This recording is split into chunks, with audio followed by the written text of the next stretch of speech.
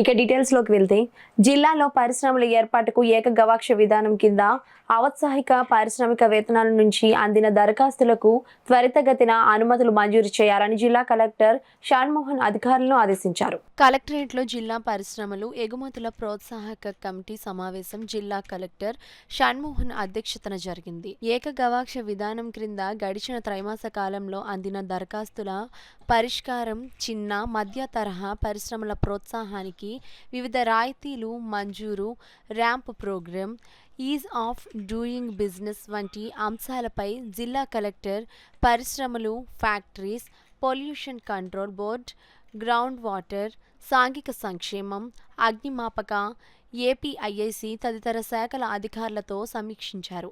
ఈ సందర్భంగా జిల్లా కలెక్టర్ మాట్లాడుతూ, జిల్లాలో గత త్రైమాస కాలంలో వివిధ పరిశ్రమల స్థాపనకు అనుమతులు కోరుతూ మొత్తం 486 దరఖాస్తులు అందగా, సింగిల్ డెస్క్ విధానంలో ఆయన శాఖల ద్వారా 449 పరిశ్రమలకు అనుమతులు మంజూరు చేశామని, మిగతా 37 దరఖాస్తులు వివిధ శాఖల వద్ద పరిశీలనలో ఉన్నాయని జిల్లా కలెక్టర్ తెలిపారు.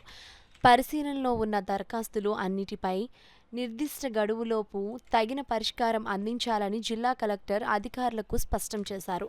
చిన్న మధ్య తరహా పరిశ్రమల ప్రోత్సాహం కొరకు పెట్టుబడి రాయితీ, పావలా వడ్డీ, విద్యుత్ తదితర రాయితీల క్రింద జిల్లాల్లో ఉత్పాదన, సేవా రంగాల్లోని 31 యూనిట్లకు సుమారు 67.44 లక్షల విలువైన రాయితీ ప్రయోజనాలు జారీ కమిటీ ఆమోదించిందని జిల్లా కలెక్టర్ తెలిపారు. చిన్న మధ్య తరహా పరిశ్రమల ప్రోత్సాహం కొరకు పెట్టుబడి రాయితీ, పావలా వడ్డీ, విద్యుత్ తదితర రాయితీల కింద జిల్లాల్లో ఉత్పాదన, సేవా రంగాల్లో 31 యూనిట్లకు సుమారు 67.44 లక్షల విలువైన రాయితీ ప్రయోజనాలు జారీ కమిటీ ఆమోదించిందని జిల్లా కలెక్టర్ తెలిపారు.